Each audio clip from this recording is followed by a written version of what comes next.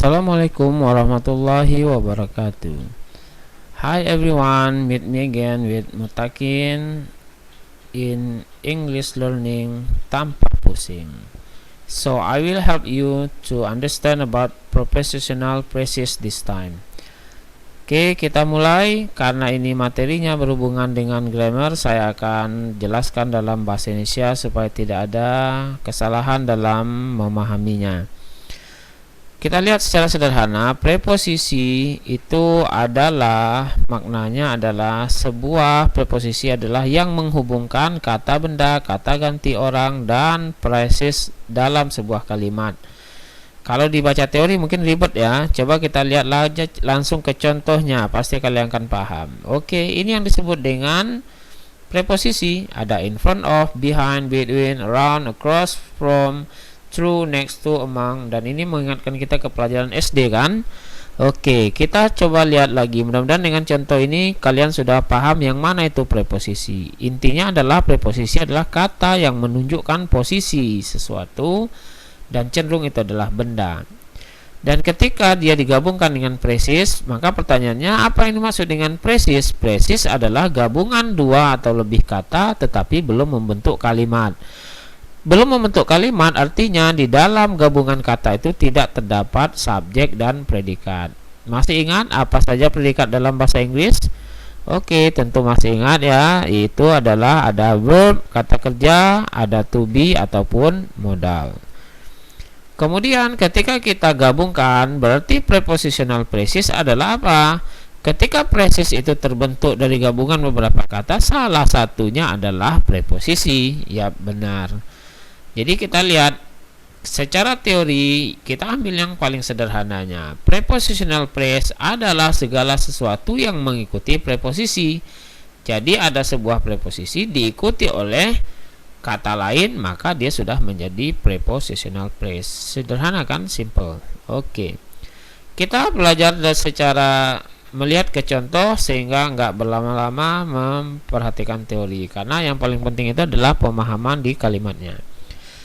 Contoh pertama, we went fishing with Ben. Kalian paham bahwa with ini adalah termasuk salah satu dari kategori preposisi tadi. Maka ketika dia digabungkan dengan Ben, maka with Ben itu sudah menjadi prepositional phrases. Terdiri dari preposition with dan object of preposition. Simple kan? Oke. Kita lihat contoh lain. They travel to the beach. Itu preposisi digabungkan dengan the beach, maka dia sudah menjadi apa? Ya, benar, prepositional phrases. Ya, itu aja yang paling penting dipahami. Nanti permasalahannya akan muncul ya ketika ada beberapa orang yang mencoba mendefinisikan prepositional phrases. Jadi saya skip ya. Misalnya seperti ini.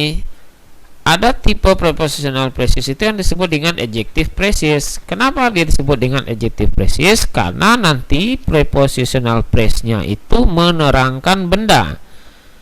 Apa hubungannya dengan adjective? Karena selama ini yang menerangkan benda itu adalah kata sifat atau adjective. Ketika perannya diambil, maka dia dinamakan sama dengan adjective phrases.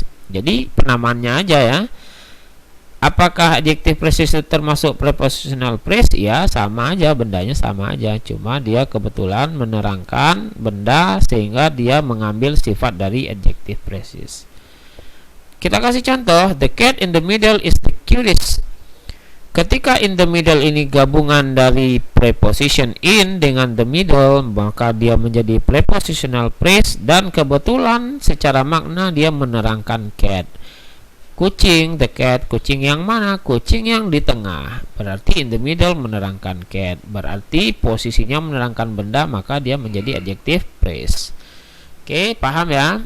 Kemudian kita lihat I wore dress of silk. Yang mana preposisinya? Ya, benar, yaitu of ditambah dengan silk, maka dia menjadi prepositional phrase terbuat dari sutra.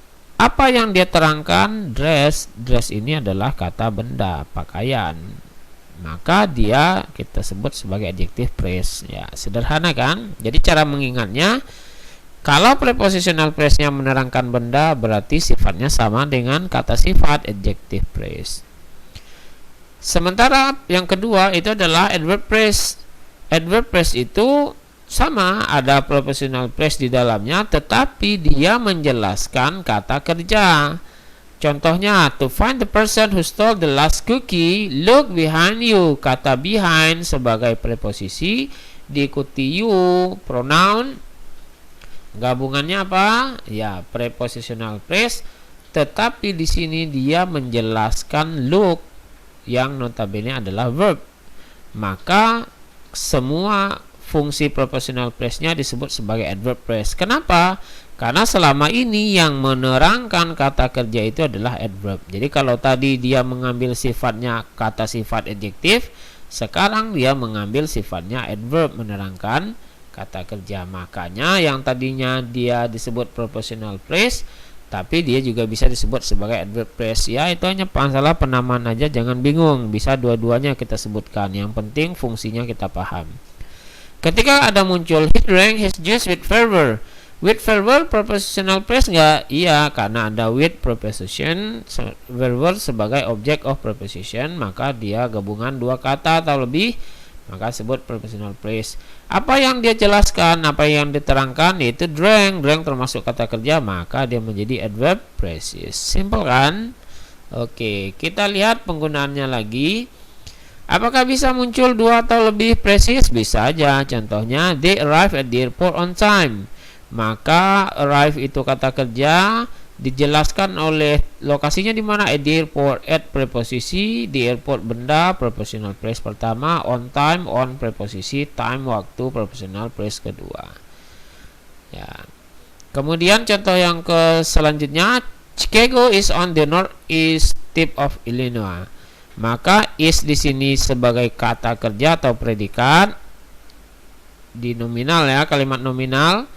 Maka on the northeast tip itu sebagai prepositional phrase. Kenapa dia prepositional phrase? Karena ada on preposisi diikuti oleh object of preposisi. Of Illinois, kenapa dia prepositional phrase? Karena of preposisi diikuti oleh object of preposisi. As simple as that. Oke. Yang harus hati-hati diperhatikan yaitu adalah ketika ada to muncul, tapi dia bukan sebagai preposisi, tetapi dia sebagai infinitif. Itu akan muncul ketika to mengikuti kata kerja pertama atau stem of a verb.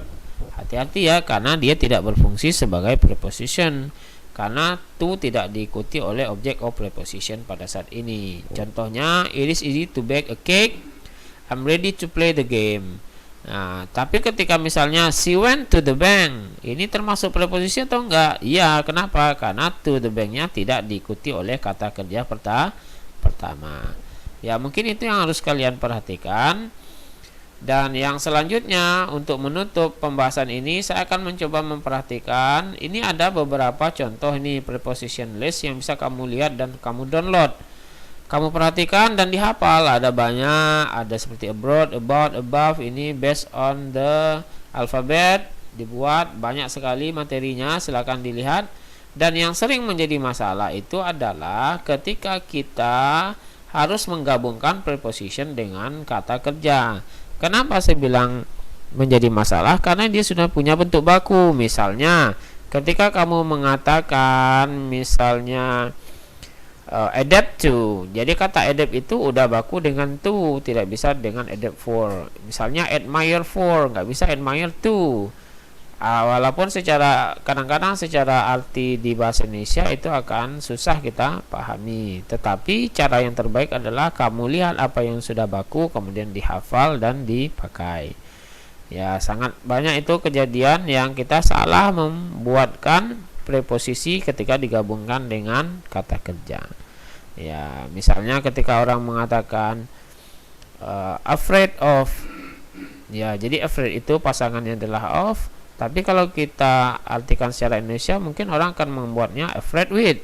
Ya, tetapi secara kalimat yang tepatnya bukan afraid with, tetapi dengan afraid of. Itulah contoh sederhana bagaimana kita harus menghafal dan memperhatikan format bakunya. Itu saja yang perlu saya sampaikan. Mudah-mudahan bisa memahami semuanya dan bisa membantu kalian dalam memahami apa itu prepositional phrase. Dan tentu saja untuk kelas 12 IPS 1 dan IPS 2 akan saya lanjutkan dengan beberapa latihan sebagai materi peminatan. Terima kasih.